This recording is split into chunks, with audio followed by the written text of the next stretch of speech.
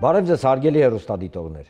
եթերում Աբովյան Թոքն է եւ ես Արման Աբովյանը։ Շնորհակալություն ձեր նամակների համար, որովհետեւ հենց դուք եք ձևավորում Աբովյան Թոք հաղորդաշարի օրակարգը։ Այսօր խոսելու ենք երկու արդիական թեմաների մասին։ Այսօր խոսելու ենք սպորտի, ավելի ճիշտ սպորտ աշխարհի գործունեության մասին, որը այո միտված է երիտասարդներին թմրամոլության եւ այլ արատավոր բարքերի ճանկերից դուրս հանելու, գիտեք, sense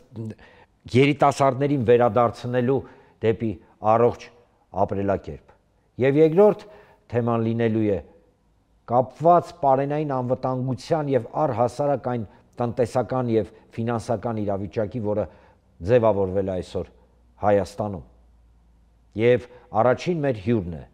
Հայաստանի ազգային օլիմպիական կոմիտեի քարտուղար պարոն Հրաչյա Ռոստոմյանը։ Բարև ձեզ, պարոն Ռոստոմյան։ Բարև ձեզ։ Շնորհակալություն, որ ընդունեցիք հրավերը, նամանավանդ, որ այսօրվա թեման, որի մասին խոսելու ենք, շատ ծանր է։ Հիշեցնեմ ձեզ, հարգելի հեռուստադիտողներ, որ մարզաշխարհը հանուն առողջ սերնդի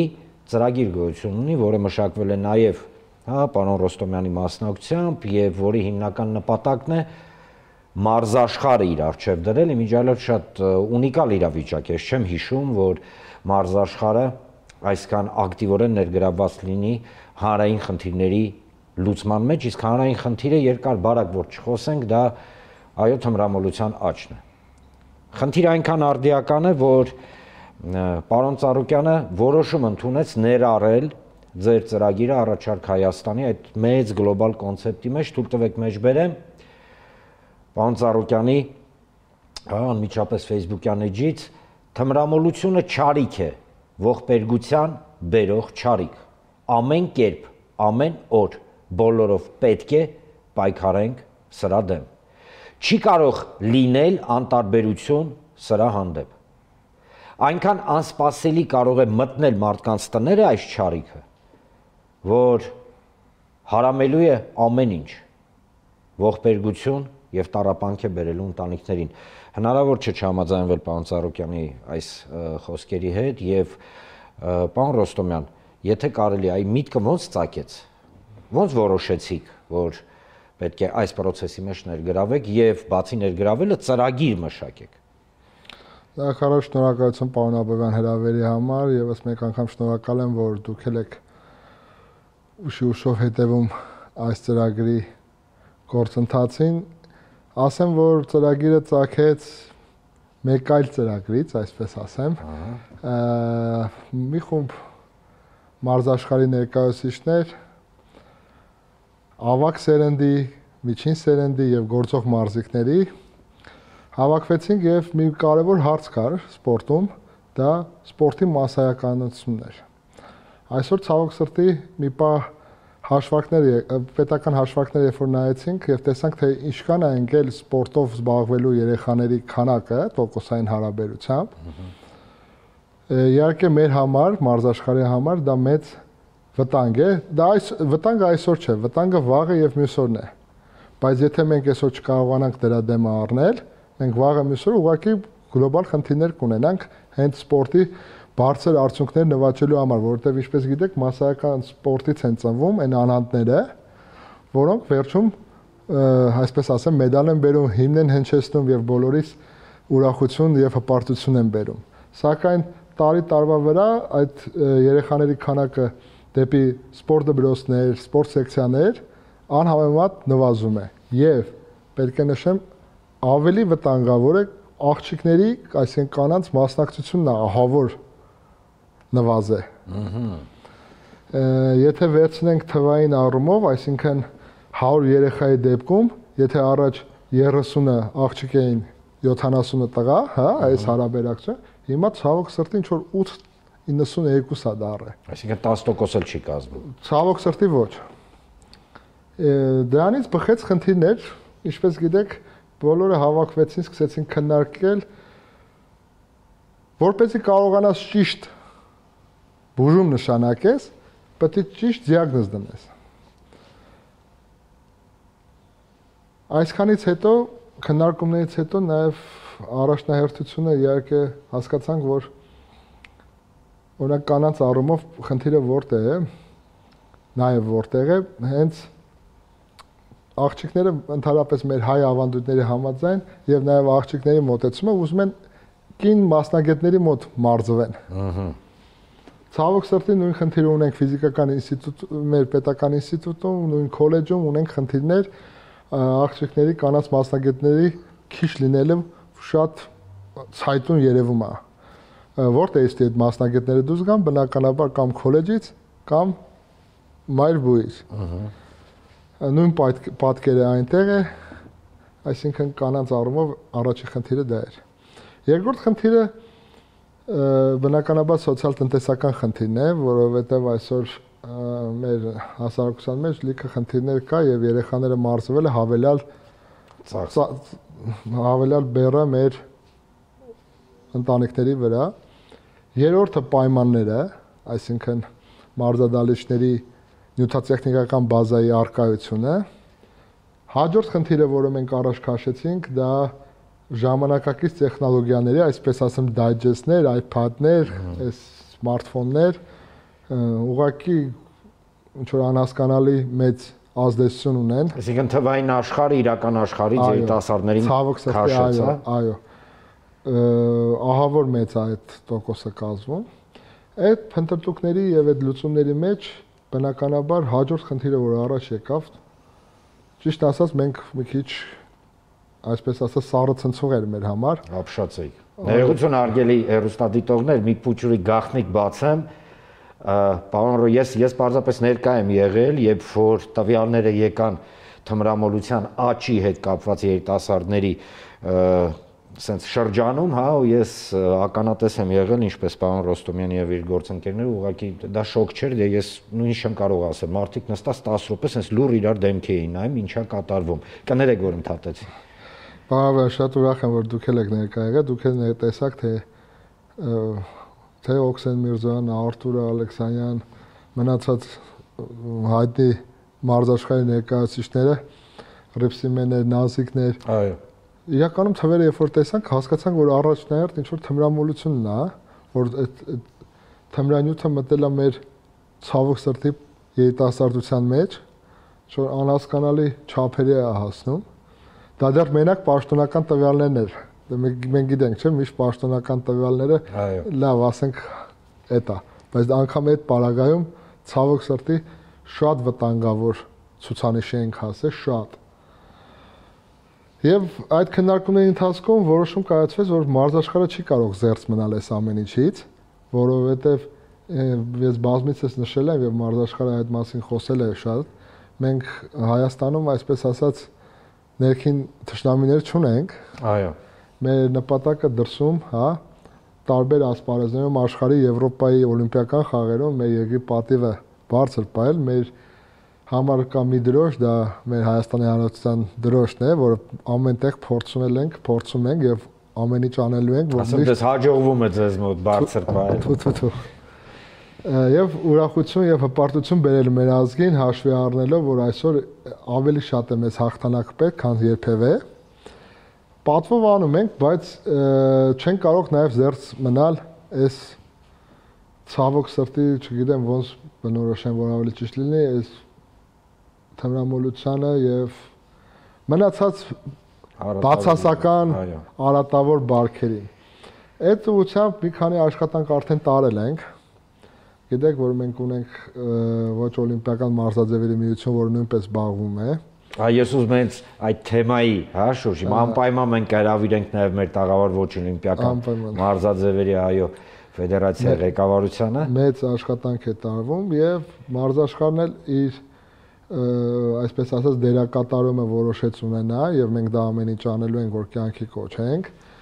Մենք այս բայդության եւ ինստիտուտի հետ ենք քննարկել եւ քոլեջի, նայեք, եթե խնդիրներից շատ խոսենք, մեր այս 20 րոպեն մեզ բավարար չի լինելու, ես փորձում եմ ձեզ համառոտ ներկայացնեմ։ Դուք գիտեք, որ այս ամեն ինչը անելու համար պետք է մեզ նաեւ հնարավորություն ունենալ, սա միայն ցանկությունների եւ միսու արուն է պետք Եվ մեր համար որ ասում է եկեք ծուրը նստենք, դուզը խոսենք, այո, շատ բարի ցանկություններ կան, բայց ամեն ինչի տակ պետք է լինի բազիս, էլի։ Որ ինչպես ասում են, պետք է մի սուարուն տալ։ Այո։ Եվ յուրախություն մեզ, չնայած մենք չենք կասկածում, այս մեծ պրոյեկտի կողքը կայնեց մեր օլիմպիական կոմիտեի նախագահան Վահան Ծառուկյանը եւ մենք շատ ուրախ ենք, որ նաեւ այս մեր ծրագիրը ներառվել է նաեւ Առաջարկ Հայաստան նախաձեռնության մեծ, այսպես ասեմ, ծրագրի կոնցեպտի մի մաս է կազմում։ Դա եւս մեկ անգամ ապացուցում է, որ այսօր մենք մարզաշխարհով շատ ճիշտ թիրախ ենք ընտրել եւ ճիշտ դիագնոզ ենք արել խնդիրը։ Նայեք, եթե մենք այսօր չանենք, վաղը մենք խնդիր ենք ունենալու, մյուս օրը ավելի գլոբալ խնդիր ենք։ Նայ Արման ջան, կարևորագույն խնդիրներից մեկը նաև դպրոցներում ֆիզկուլտուրա առարկայի ոչ պատշաճ ժամանականակն է եւ ավելի կարևոր ասեմ, ավելի մասնագետների խնդիրն է։ Նայեք, այսօր ցավոք սրտի քոլեջին զրկել են դպրոցում ֆիզկուլ դասատու աշխատելու, հա, մի քիչ մեր լեզվով ասեմ։ Այո, խնդրեմ։ Գիտեք, Աբովյան թողքն ասեմ, օֆիցիալ տաղավար չի, էլի։ Շնորհակալ եմ։ Ֆիզկուլտուրայի դասատու այսօր կարող է նույն պատմաբանը գնա բաները այդ ատեստավորումը անցնի եւ դառնա ֆիզկուլտուրայի դասատու։ Ներողություն, իսկ նախկինում կային պահանջներ։ Այո, նաեւ քոլեջի ավարտածը իրավունք ուներ դպրոցում դասատու աշխատել։ Նայեք, երեխան գյուղից գալիս է քոլեջ։ Քոլեջում սովորում է, ինքը հանրակրթական դպրոցում ֆիզկուլ դասատու չի կարող աշխատի։ Պետք է անպայման ինստիտուտ ավարտի։ Ինստիտուտ ավարտելու պարագայում գիտեք, նայեք, գյուղից կամ մյուս քաղաքներից գալիս են Երևան, ուսման վարձ, բնակվելու խնդիր, խնդրեմ է ֆինանսական։ Այո։ Ցավոք սրտի հիմա ունենք պատկեր, որ տարբեր տեղեր կարա ֆիզկուլտուրայի դասատուն, ես չեմ ուզում 1000 տոններ են այլ մասնագետները, ես նենց չի որ վատ բանով եմ ասում, որ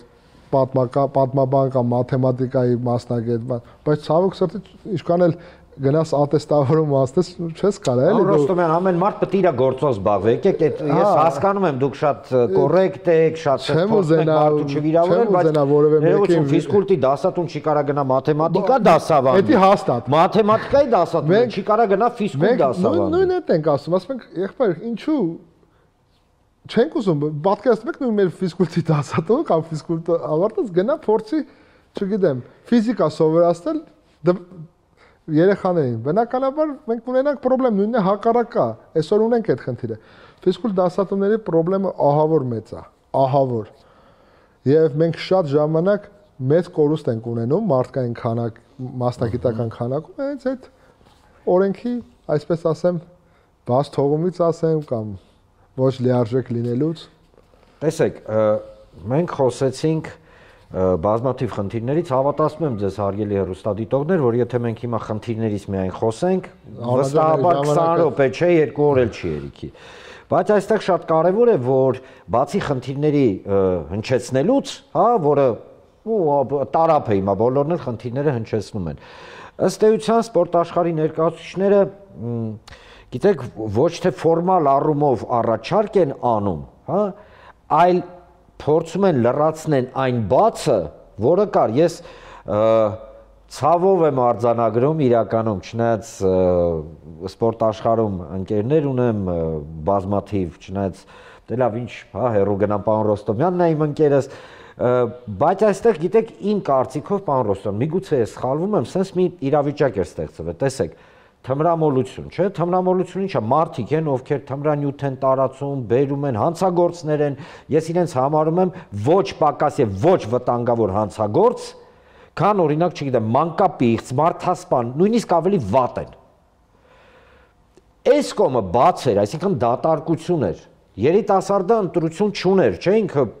ինչ գնա, նույն է ձեր գadgetների հնչեցրածը, հեռախոսի մեջ նստած, մեկ էլ ինչ որ մի հավելվածով, չգիտեմ, ինչա գալի, գնում են ու այդ թմրանյութը օգտագործում են։ Դուք ձեր առաջարկում թույլ կտաք, չէ՞ մի քիչ ես բացեմ։ Մենք ես քո մոտ հյուր եմ, խնդրեմ։ Տեսեք, դուք ձեր առաջարկումը ըստ էության կոնցեպտուալ տեսլական եք առաջ բերում, որ գիտեք ինչ կա, երիտասարդը պետք է զբաղված լինի, ու ամենաճիշտ զբաղվածությունը իր առողջությամբ եւ սպորտով զբաղվելն է։ Ես գիտեմ, որ դուք եկել եք այս եզրակացության շուտվանից, պարզապես ձևակերպելու միգուցե խնդիր էր, հա, լուսման եղանակները։ Հիմա իմիջիալոց շատ ճիշտ նշեցիք ոչ օլիմպիական սպորտի ֆեդերացիան, որտեղ իդեպ, եթե չեմ սխալվում, պատվավոր նախագահներից կամ ղեկավարներից, հա, մեկը, այո, հիմնադիրներից, այո, Հովհաննեսն է Ծառուկյան, պարոն Ծառուկյանի որդին, եւ այստեղ ես տեսնում եմ, գիտեք, սենց ոնց որ երկու ուղղությամբ, այսինքն օլիմպիական ավանդական եւ ոչ ավանդական։ Գործնականում սա ինչպես է լինելու։ Պարոն Աբովյան, նայեք, յուրաքանչյուր խնդիր, երբ որ դու առաջ ես քաշում, նայեք, ցավոք սրտի այսօր Հայաստանում պոպուլիստները ինչ որ շատ ձայնը շատ բարձր է, բայց տակը նայում ես փուջա։ Ախր իմանալով սպորտսմենները պոպուլիստ չեն կարա դառնալ, էլի, կամ մեդալը կա, կամ չկա։ Հենց իմ ասած է դրանում է կայանում, որ մարզաշխարհի առավելությունը, ասեմ, կամ արտոնությունը ոնց կուզենան առավելություն ճիշտ է խոսում։ Մեր մոտ ամեն ինչը չափելի է։ Դու չես կարող ասես լավ մարզվեցի համարյա հասակ ինչ որ մեդալի, կամ մեդալը կա, կամ չկա։ Չես կարող ասես, այս մրցումը ավելի ուժեղ էր, քան այն մրցումը, չէ, իմ մասնակցած փառատոնը ավելի, չէ, մեր մոտ դե չի, մեր մոտ կա Եվրոպա, աշխարհ, օլիմպիական խաղեր, ինչ ուզում ես արա։ Ներքին առաջնություն։ Այո, Հայաստանի առաջնությունները։ Չես կարող դու ասես իմ մասնակցած Եվրոպան մյուսի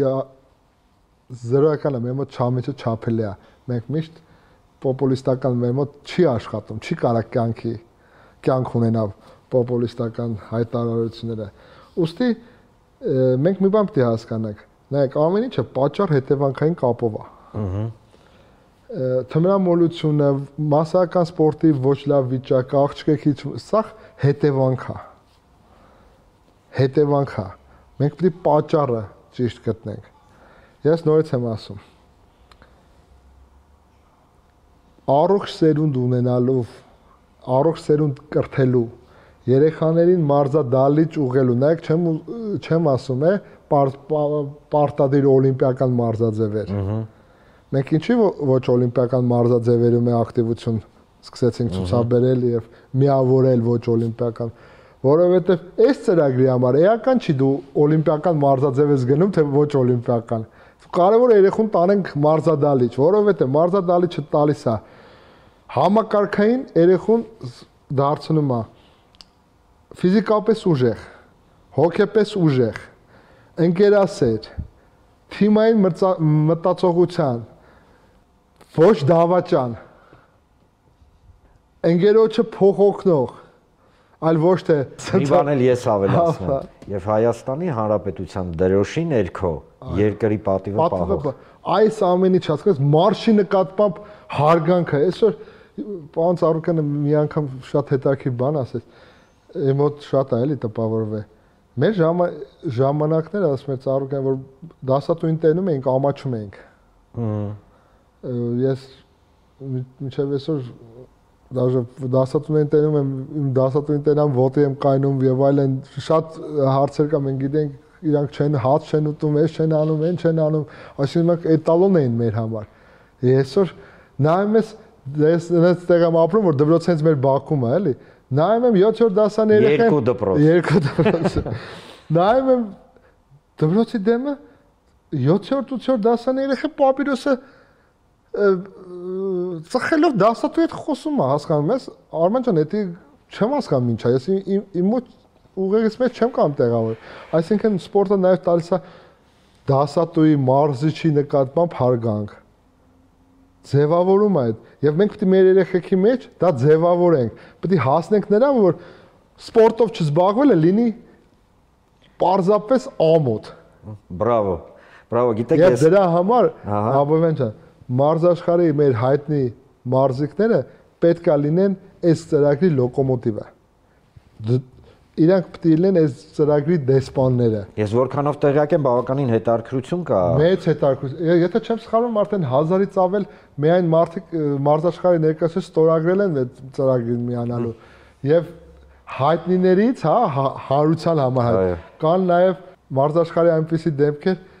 դեմքեր, որոնք ճիշտ է հանրության կողմից այդքան ճանաչելի չեն, բայց գիտական այնց աշխատանք են կատարում, բոլորը միացել են եւ ինստիտուտը եւ քոլը մի խոսքով չեմ ուզում շատ մանրանալ, բայց կարևոր է ասեմ, մենք խնդիրը տեսել ենք, խնդրի մասին բարձրաձայնել ենք,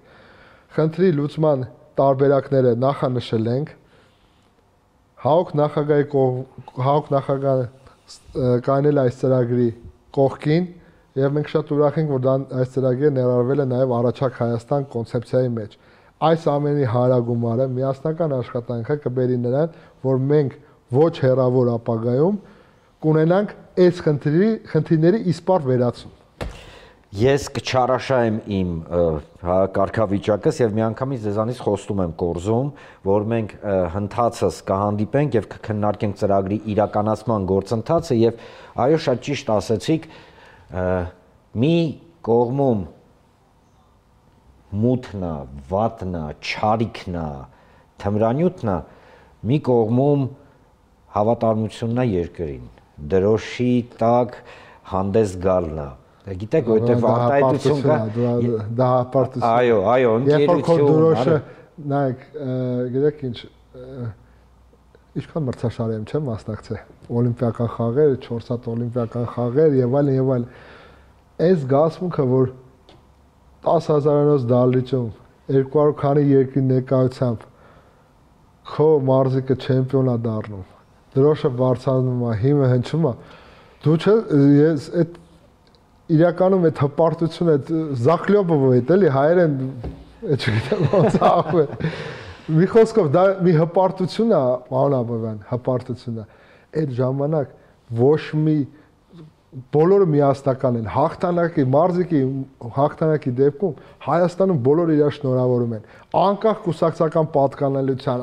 անկախ ճանաչես չճանաչես, մեկը մյուսին գրկում, մյուսը ուրախանում, հպարտանում, դա է բերելու, իսկ ինչպես դուք ասեցիք, այս ծրագրի կողքը կայնած են մարդիկ, հետևում կամ կողքը ոնց կուզեք կամ նախաձեռնողներ են, այս մարդիկ են, որ իրենց կյանքում ապացուցել են, որ իրենք պոպուլիստ չեն, իրենք միշտ գործով են ապացուցել։ Եվ ասեմ ավելին, համոզված եմ, որ ծրագիրը կիրականանա, որովհետև ներառվել է առաջարկ Հայաստանի մեծ այդ կոնցեպտի մեջ եւ գիտեք, սենց մի հատ շատ արտառոց իրավիճակ է, ես էլ ասելու բան չունեմ, այ տենց է ստացվում։ Շնորհակալություն պարոն Ռոստոմյան, հիշեցնեմ ձեզ, հարգելի հեռուստադիտողներ, որ այսօր չափազանց կարևոր զրույց ունեցանք Հայաստանի ազգային օլիմպիական կոմիտեի քարտուղար Հրաչյա Ռոստոմյանի հետ եւ այո, վերահաստատում եմ, մենք պարբերաբար կհանդիպենք եւ անպայման բոլոր խնդիրների շուրջ եւ իրականացման գործընթացների շուրջ կզրուցենք։ Շնորհակալություն։ Ես եմ շնորհակալ։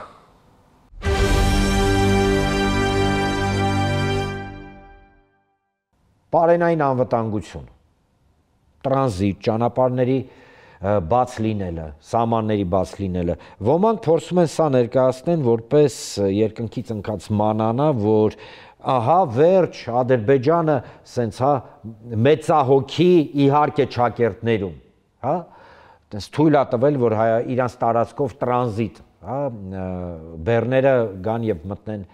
Հայաստան, ավելի ճիշտ ոչ թե Հայաստան, այլ սկզբից գնում մտնում են Ռուսաստան, հետո Վրաստան կամ միգուցե անմիջապես են մտնում Վրաստան, այսինքն ուղիղ հաղորդակցության մասին խոսքը չի գնում, բայց նույնիսկ դա չէ կարևորը։ Կարևորը նա է, որ մեզ փորձում են ասել, որ պարենային անվտանգության եւ տնտեսական ինչու որ զարգացման հիմնական գրավականը դա միայն եւ միայն բաց սահմաններն են։ Այսօր այդ թեմայի շուրջ խոսելու ենք տնտեսական գիտությունների դոկտոր պարոն Արշակ Հակոբյանի հետ։ Բարև ձեզ, պարոն Հակոբյան։ Շնորհակալություն, որ ընդունեցիք հրավերը այսօրվա մեր զրույցի։ Տեսեք, ինչպես հայտնի է, Ադրբեջանը թույլ է տվել իր տարածքով հայկական բեռների տրանզիտը եւ առաջի տրանզիտ բեռը, որը ցորենով էր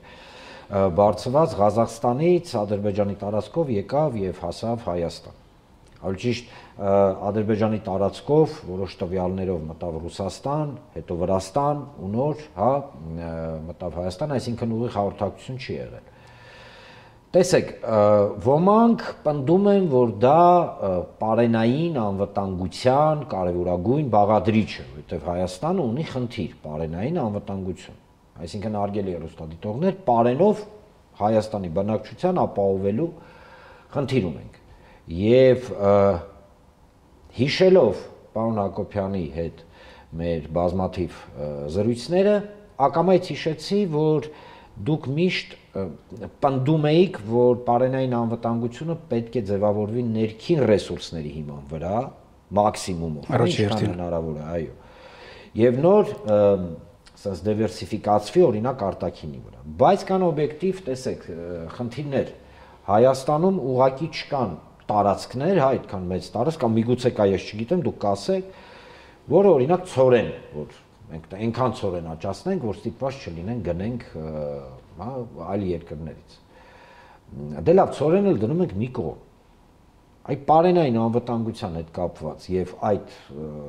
տրանզիտի, հա, Ադրբեջանի, դա ինչ է, դա ներողություն եմ խնդրում, փրկություն է, մենք դες փրկվեցինք, հա, որ տրանզիտը բացվա։ Եթե թույլ կտակ առաջերտին շնորհակալություն հրավերքի համար, պարոն Աբովյան, եթե թույլ կտակ ես նշեի պարենային անվտանգությունը որ ժամանակաշրջանի մեջ նկատի ունես։ Այս պահին ոնց որ մենք բոլորս գիտենք, Հայաստանը չունի խիստ անհրաժեշտություն, որ այսօր ցորեն մտնի, որովհետև քչություն պետք է լինի եւ ոնց ասած դեֆիցիտ չունենք։ Դեֆիցիտ չունենք։ Ինչ վերաբերվում է ընդհանուր պարենային անվտանգությունին, ես կառաջարկեի առաջի հերթին ուսումնասիրենք ընդհանուր տնտեսական ցուցանիշները, մակրո ցուցանիշները, գլոբալ ցուցանիշները, որից որ ելնում է բոլոր անվտանգության, բոլոր պարենային անվտանգությունը եւ ընդհանուր տնտեսության ռիսկերը եւ ինչ ուղղությունով կարող է զարգանա Հայաստանի տնտեսությունը եւ ոնց է դա ընդհանուր ընդունված զարգացած երկրներում։ Այո, առաջերտին Եվրոպայի, Միացյալ Նահանգների եւ այլն։ Ամենալավ օրինակները չեն, բայց ամենայն դեպս տնտեսական մակրո ցուցանիշները առաջերտին կցանկանայի հիշեցնել, որ մենք միշտ նշել ենք, որ պետական պարտքը բավականին շատանում է վերջին տարիներին, այսինքն համեմատենք, եթե 16-17 թվականին նա համարյա 2 անգամ շատացել է, այսինքն մոտ 2 միլիարդ ամերիկյան դոլար, Միացյալ Նահանգների դոլարով 2 միլիարդ տարեկան շատանում է։ Դա այսօրվա ցուցանիշը, եթե հավատանք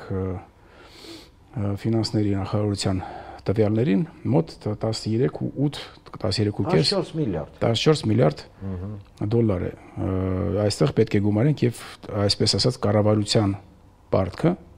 այո, որը որ ավելի շատացնում է այդ ցուցանիշը եւ պատճառը, որն է պատճառը, եթե հավատանք նաեւ ընդհանուր բյուջեի ցուցանիշներին, այսինքն Հայաստանը ծախսում է ավելի շատ, քան թե ստանում է գումարներ, չէ՞, դա հասարակ ինչ որ բալանս է, տրամաբանություն է։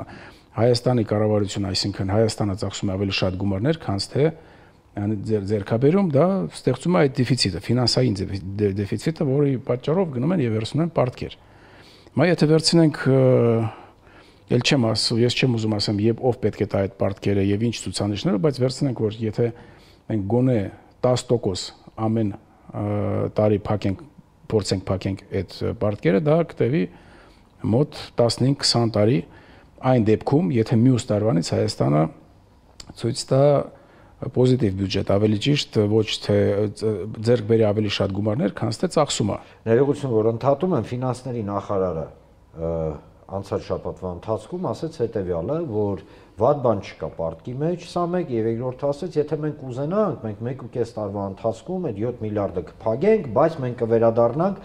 նախորդ 16 թվականի բյուջեին եւ չեն կարող ապահովել բանակի, սոցիալական բլոկի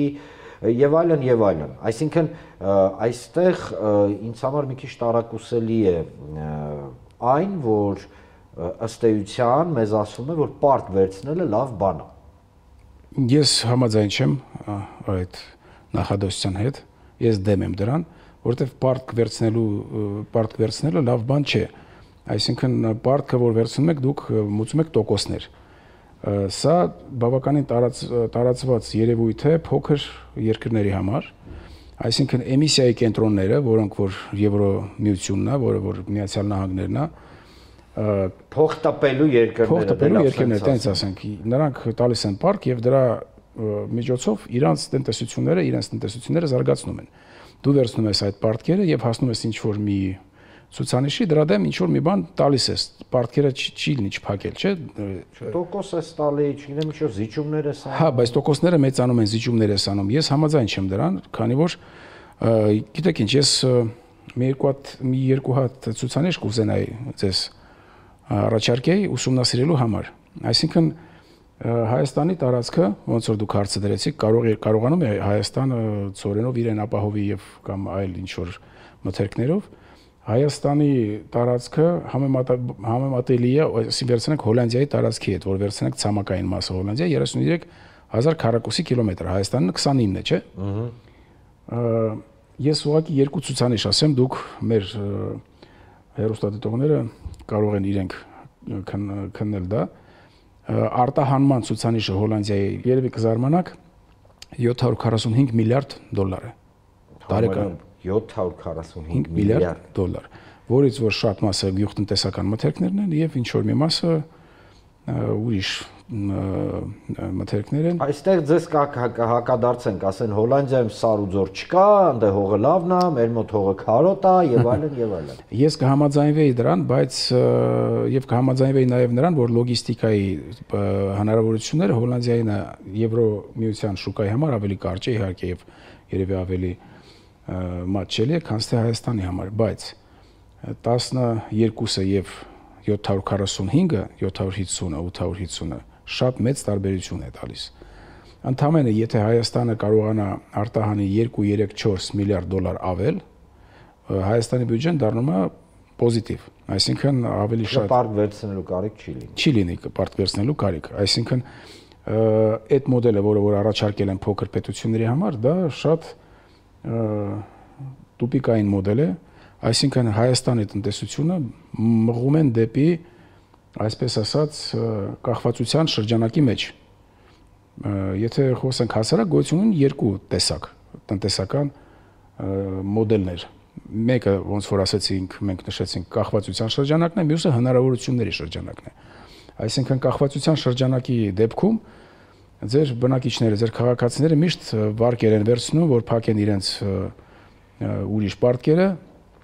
եւ չեն ունենում հնարավորություն կուտակեն ինչ-որ գումարներ, որոնք որ կարող են առաջարկել հենց պետական բանկային համակարգին եւ այլ կազմակերպություններին, այլ միշտ վերցնում են պարտքեր, դա տուպիկային ուղղություն է եւ վերջեվերջով դա բերելու է դեպի կրիզիսի, տնտեսական մեծ կրիզիսի է բերելու։ Պարտքեր չեք կարող վերցնել անverջ, ինչ որ մի ժամանակ է գալիս, որ դուք պետք է մուծեք, չէ՞ այդ պարտքերը։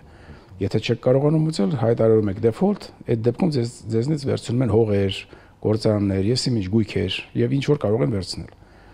Մյուս հնարավորությունը, որը որ Հայաստանը,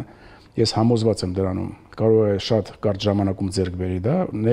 մղի իր տնտեսական համակարգը ընդհանուր դեպի հնարավորությունների շրջանակ, այսինքն որ հասարակ լեզվով ասենք, քաղաքացիների, բնակիչները կարող են ինչ-որ մի գումարներ ունենալ որպես իրենց կտակումներ եւ իրանք կորոշեն ինչ կանեն դա, թե կդնեն տոկոսով բանկ, թե ինչ-որ մի գործի մեջ կարող են դնել հասարակ լեզվով ասած։ Բայց այս դեպքում իրանք միշտ, քաղաքացիները միշտ կախվածության մեջ են։ Պետք է վերցնեն մի վարկ, որ փակեն մյուս վարկ, դա բավականին տարածված երևույթ է։ Շղթա, գիտեք, շրջանակ է ստացվում, պարտքը վերցնում ես, պարտ փակես եւ նույնիսկ պետական մակարդակով, հա, ըստ էության փիլիսոփայությունը ինքը անփոփոխ է, այսինքն պարտքը լավ բան չի։ Այո։ Հիմա վերադառնալով պարենային անվտանգությանը, ես հիշում եմ, որ գրեթե 3 տարի առաջ դուք մի կոնցեպտ եք առաջ տանում, ասելով, որ այո, տրանզիտը, լոգիստիկան, բաց սահմանները, բան եւ այլն, դա լավ է, բայց իրենք հարակից գործոններ են եւ հիմնական գործոնը պետք է լինի տեղի արտադրողին պաշտպանել։ Միջալոց դա նաեւ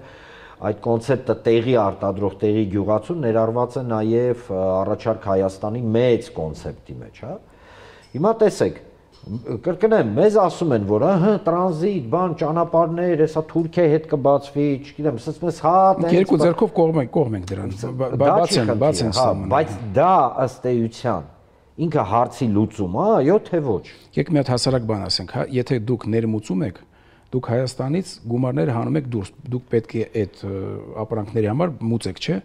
Այսինքն եթե դուք ավելի շատ ներմուծում եք, քան թե արտահանում եք, Հայաստանի տնտեսությունը նվազում է։ Դուք ավելի շատ գումարներ եք դուրս հանում, քան թե մնում է Հայաստանում։ Դա հասարակ լոգիկա է։ Հիմա եթե թույլ կտաք կվերադառնանք Հոլանդիայի ցուցանիշներին, ես ուղղակի թվեր եմ գրել։ Վերցնենք Իսրայելը։ Այո, այ Իսրայելը մեզ ավելի սենց ասեմ, էլի նման է։ Իսրայելի տարածքը Հայաստանի տարածքից քիչ է, համեմատելի ահագին քիչ է, չէ՞, տարածքը։ Մոտ 21-22, եթե վերցնենք այն նոր տարածքներ, 27 գյուղատնտեսության մշակելու համար հողերը շատ քիչ են։ Շատ քիչ են եւ այսօր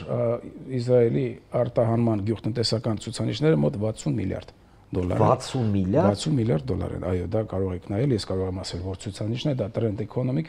պորտալն է, որը որ բավականին հարգելի պորտալ է, եւ այլ ուրիշ ռեսուրսներից կարող եք դա նայել, համարյա մոտ նույն ցուցանիշներն են, Եվ ինչպես են հասել Իսրայելցիները։ Դա գիտեք ինչ, ես պետք է նշեմ մի բան, եթե դուք ունեք ինչ որ մի թիմ, վերցնենք middle level, եթե թույլ կտաք middle միջին մակարդակի փայլուն մասնագետներ, եթե դուք ունեք, որոնք որ անում են իրենց գործերը բավականին հաջող,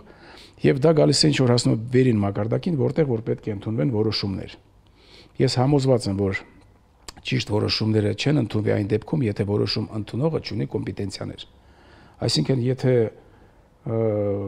արվեստի մասնագետը այսօր որոշում է ընդունում տնտեսական հարցերում, նա կոմպետենցիա չունի։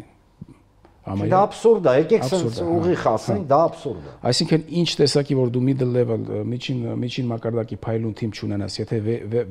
վերին թիմը, վերին մակարդակի որոշում ընդունող անձերը կոմպետենցիաներ չունեն, որ հասկանան դեպի ոնց մղեն, դեպի որ ուղղության մղեն տնտեսական զարգացումը, լինելու է այսպես ոնց որ կա, այսինքն դուք ավելի շատ արտահանելու եք գումարները ներմուծան դիմաց։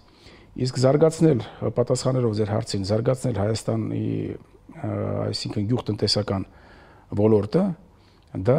բավականին արագ ժամանակի ընթացքում եւ բավականին հետաքրքիր ցուցանիշներ կտա։ Ամենափոքր գյուղարտադրողը, որը որ արտադրում է ինչ ուզում եք, ցորեն, մրգեր, բանջարեղեններ, ինչ տեսակի պետք է ինչ ճանապարհ պետք է ընտրի, որ դուրս գա արտաքին շուկաներին։ Ինքը կարող է դա անի իր շատ քիչ դեպքերում, չէ՞։ Այո։ Եթե նա մենք վերցնում ենք հասարակ, այսինքն առանց պետական աջակցության մենք վերցնում ենք հասարակ ապրանքները եւ ուզում ենք լինել մրցակից, ոնց competitive, այո, Եվրոմիության արտադրողների հետ։ Պետք է ունենանք լավ որակ, ամենակիչը նման որակ պետք է ունենանք, Հայաստանի ապրանքների որակը շատ բարձր է, գյուղատնտեսական ապրանքների որակը։ Ես մի թիվ կհրապարակեմ, որը ես լսել էի կրկին տնտեսագետներից, որ միայն Հայաստանի Հանրապետության գյուղատնտեսության ստանդարտիզացիան համաձայն եվրոպական ստանդարտների, հա, կնստի Հայաստանի վրա 10 միլիարդ դոլարից ավել։ Դա արհեստական թվեր են, որոնք որ մոգոնում են տարբեր տեսակի ինստիտուտներ, որոնց որ դուք պետք է վճարես, որոնք որ պետք է դա կոչվում է, այսպես ասած, պետք է ասեմ անգլերեն compliance management, այո, որը որ հաստատում է ձեր ապրանքները համապատասխանում են թե ոչ։ Ծախսերը շատ են, բայց այդքան ահռելի չեն, իմ կարծիքով, ասում եմ դա փորձից ելնելով, իրոք դա այդքան շատ մեծ գումարներ չեն։ Նայած ով է դրանով զբաղվելու։ Եթե դրանով զբաղվում է բիզնեսը միշտ ձգտում է քչացնի, չէ՞ ծախսերը։ Բիզնեսը դա անում է ավելի ցածր գներով, ասում եմ իմ փորձից ելնելով։ Իսկ ինչ վերաբերվում է գյուղատնտեսական զարգացումը, դա կարող է տա Հայաստանին միշտ պոզիտիվ բյուջետ, ավելի շատ գումարներ ներմտնի Հայաստան, քան թե Հայաստանը հիմա արտահանում է գումարները։ Տեսեք, դուք ասում եք գյուղատնտեսության զարգացում, նույնը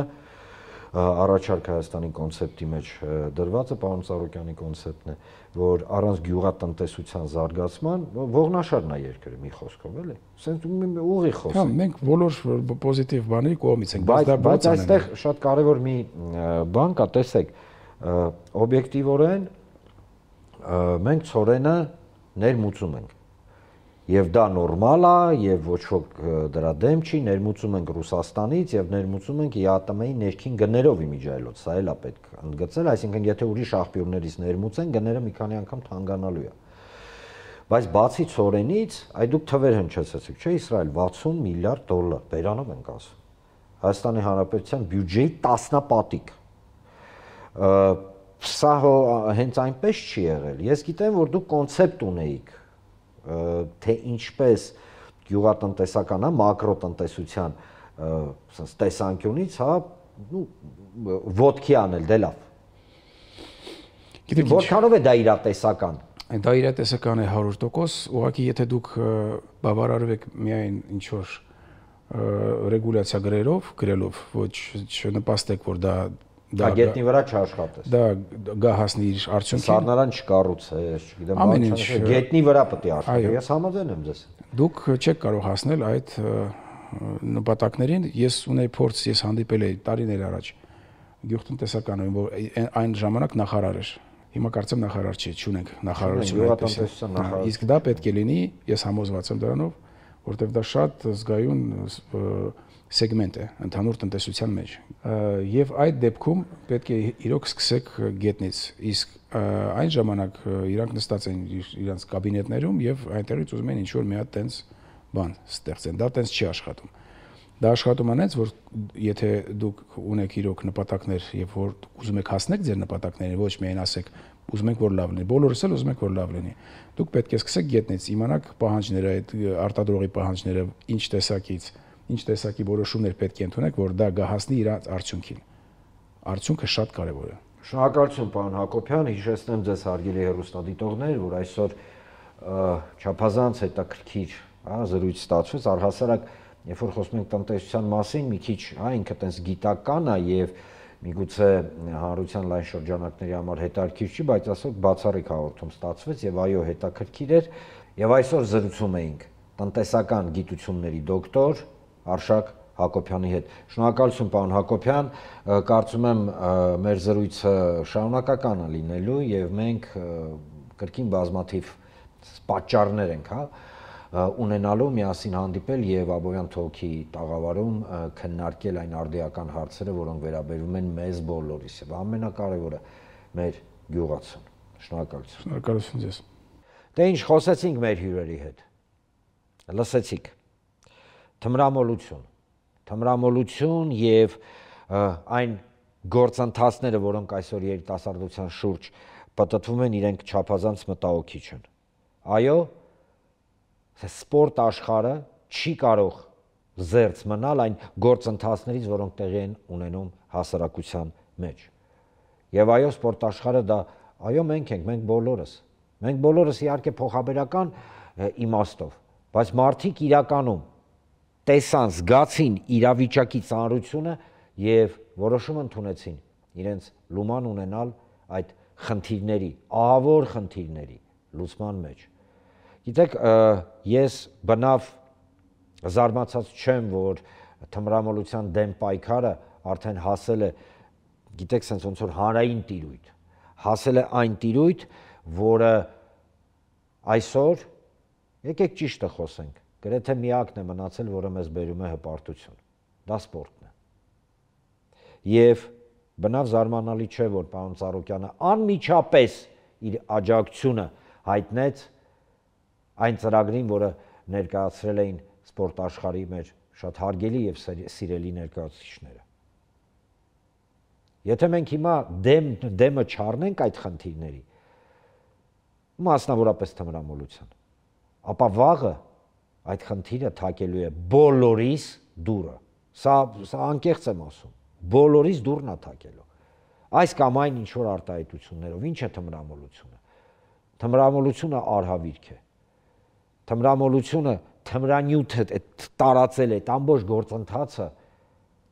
պետության, ժողովրդի եւ մեզ բոլորիս քայքայելու ուղիղ ճանապարհն է։ Քայքայում են ընտանիքներ, քայքայում է հասարակությունը։ Ի վերջո, երիտասարդները գնում եւ իրենց կյանքը զոհաբերում են այդ թմրանյութի համար։ ճիշտ թմրանյութ ընդունելով են իրենց կյանքը զոհ բերում։ Եվ այո, սա ազգային խնդիր է, եւ այդ ազգային խնդիրը առաջարկ Հայաստանի կոնցեպտի ներքո պետք է լուծվի եւ կլուծվի, չկասկածեք, որովհետեւ եթե չլուծվեց, ինքը դառնալու է ազգային աղետ։ Եվ փառք ու պատիվ մեր սպորտսմեններին, սպորտի աշխարհի ներկայացուցիչներին, որ իրենք բարձրաձայնել են այս հարցը եւ պատրաստ են այս հարցի լուծումը իրանց ձևով իհարկե տալ։ Պարենային անվտանգություն։ Գիտեք, մենք ապրում ենք մի ժամանակաշրջանում, երբ որ մեզ փորձում են ինչ-որ սենց պատրանքներով ապրեցնել, այսինքն ինչ-որ մի պրոցես է գնում եւ մեզ փորձում են համոզել, որ վերջ այդ պրոցեսը եթե գնաց, մենք բոլորս սենց ապահովված ենք եւ փրկված ենք։ Նույն է տրանզիտի պատմությունը։ Ժորժ ջան, հասկանում եք, չէ՞ ինչի համար է Ադրբեջանը օրինակ տրանզիտը թույլ տվել։ Շատ པարզ պատճառով է տրանզիտը առաջին հերթին իրանցա ձեռնտու, երկրորդ հերթին էլ դա այո Հայաստանին հետագայի համար, հա, որոշակի կախվածության մեջ գցելու համար է, որովհետև չգիտես ինչու Ադրբեջանով տրանզիտը հակադրվում է Հայաստանից չէ, առհասարակ այն ուժերի կողմից, որոնք փորձում են Հայաստանի շուրջ աշխարհաքաղաքական տրենգի պարել, հա, հակադրվում է այլ ճանապարհներին, օրինակ Հայաստան, Ռուսաստան, Հայաստան, Իրան։ Չի կարելի փակվել միայն եւ միայն մեկ ուղղության վրա կամ չի կարելի մեկ ուղղությունը որպես փրկություն, հա, պայմանական ներկայացնել։ Ես ավելի քան համոզված եմ, որ այո, երկրի պարենային անվտանգությունը, տնտեսական անվտանգությունը ինքը չի կարող ապահովված լինել միայն եւ միայն արտաքին խաղացողների գթասրտությամբ, հա, օրինակ Ադրբեջանի կամ Թուրքիայի։ Ադրբեջանը եւ Թուրքիան մեծ թշնամական պետություններ են։ Եվ դա մենք չենք որոշել, իրենք են որոշել, որ իրենք մեր թշնամիներն են։ Եվ այս տասնյակ տարիների ընթացքում բոլոր իրենց գործողությունները դա էին ապացուցում, ասեմ ձեզ ավելին, հենց հիմա էլ դա էլ ապացուցում են։ Եվ այդ տրանզիտային, հա, գործընթացը, որը ադրբեջանցիները տենց գթասրտորեն արել էին, ինքը առ ոչինչ է, քանզի նույն Թուրքիան եւ Ադրբեջանը դոկտրինալ առումով չեն դիտարկում Հայաստանի Հանրապետության գոյությունը։ Իսկ պարենային անվտանգությունը, տրամաբանությունն է ասում, ձեռքաբերվում ոչ թե արտաքին պարտքի, չգիտեմ, տիեզերական մակարդակի բարձրացումով, այլ տեղի գյուղացիների, մեր հարգելի, սիրելի գյուղի, այդ իրենց ձեռքերով այդ բարիքը ստեղծող մարդկանց աջակցությամբ։ Կարող ենք մենք դա անել։ Իհարկե կարող ենք։ Կարող ենք մենք դա իրականացնել։ Այո, կարող ենք, պարզապես պետք է բացի խոսելուց նաև գործել։ Հիշեցնեմ ձեզ, որ Գեղարքունիքի մարզում